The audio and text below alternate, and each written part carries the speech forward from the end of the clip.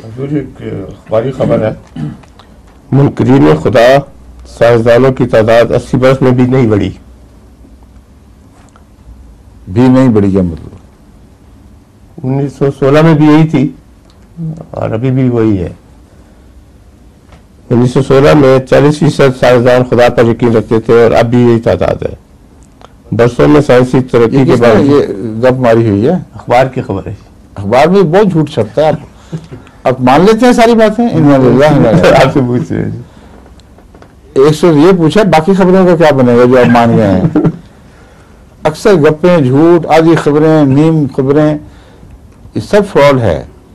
जो साइंसी तहकीक है वो ये है कि इस सदी के आगाज में कोई, शायद ही कोई चोटी का साइंसदान होगा जो खुदा को पर ईमान रखता हो।